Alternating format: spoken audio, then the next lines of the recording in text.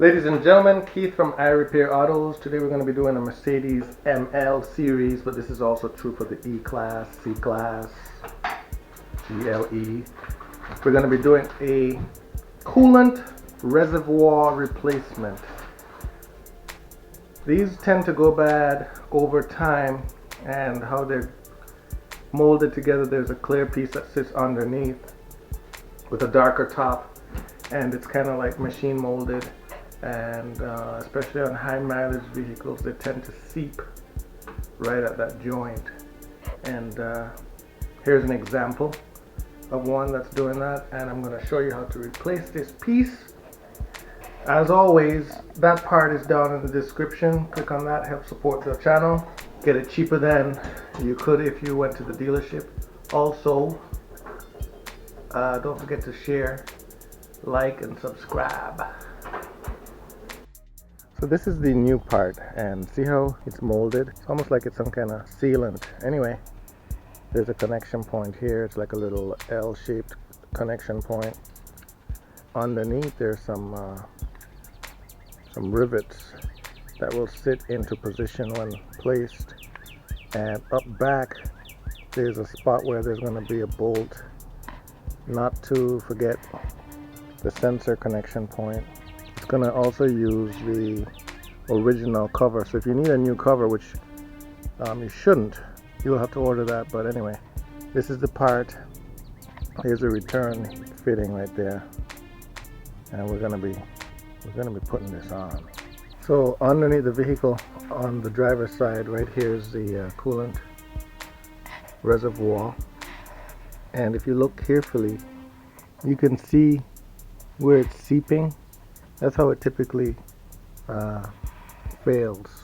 When you're doing this job, make sure that the engine has cooled. It's pressurized under high temp, and you don't want to get burnt. So let the car sit overnight and make sure that it's cooled off, okay, before we attempt this. So for this job, we're going to be using a 10mm socket with the extender, and I'll show you where that bolt is while we're doing that. We're going to also be using either regular pliers or a needle nose pliers. I like to have both tools handy just in case. And we're going to be capturing the coolant that's in the existing reservoir. So what we're going to do now, this little electrical connection here, we're going to just gently pry that off the top here. Off to the side here, see this little C-clamp type thing? We're going to just take that out. The next thing we're going to disconnect on the reservoir is the electrical sensor.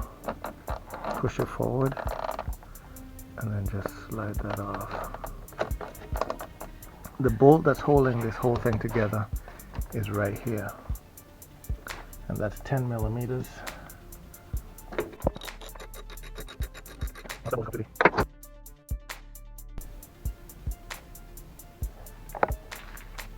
So what I'm going to do now, I'm just going to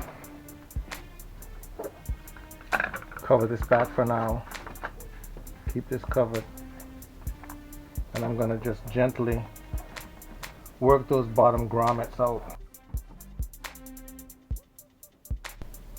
So here's an up close and personal view of what I'm seeing. As I turn this upside down, you'll see that there's some rubber bushings on those grommets that are not present on the new ones. So what we're going to do, we're going to take these off at some point, but for now we're going to leave them on. This return hose right here, we're going to disconnect it. It's at its highest point.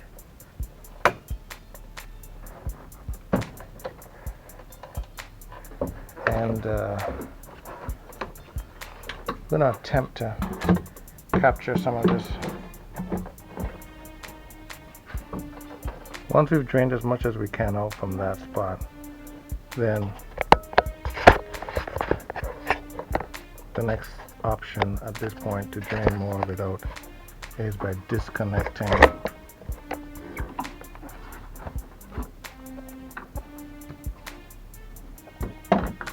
this one right here, the bottom one.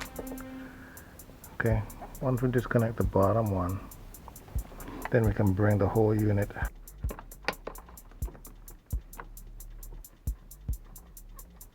Once that clamp is loose, move to the next step. Okay, so that clamp is loosed off of there. Get that out of the way. And no matter what we do, we're going to lose some of the coolant. The goal is not to lose all of it.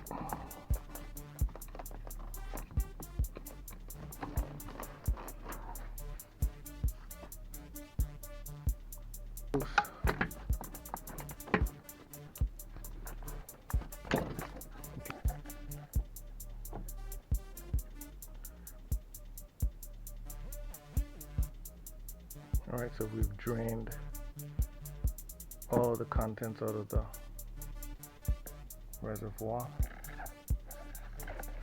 Okay, so we're gonna pry off this one. And there's gonna be coolant in here too. We're just gonna work our way, taking this off. And just expect coolant to be in here, alright? For bushings I told you about, we're gonna save these. And they'll come out pretty easily. We're losing coolant from some of those hoses. So let's work quickly to get these off. That's one.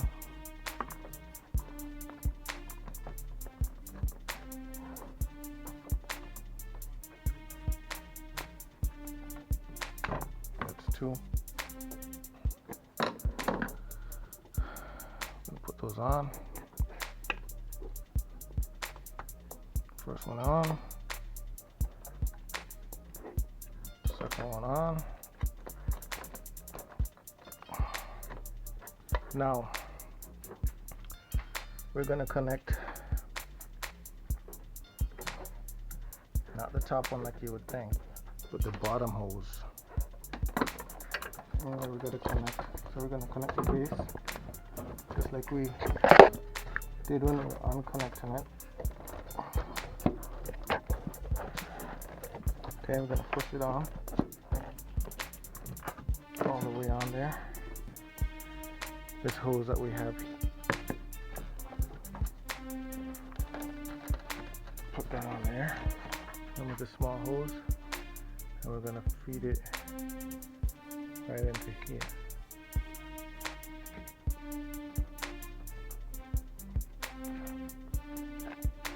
Put that clamp on good. Got the pliers, but that fell.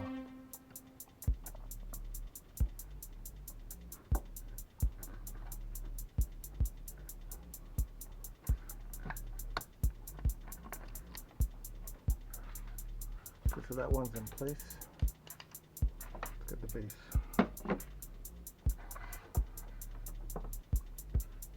Okay, so let's do this.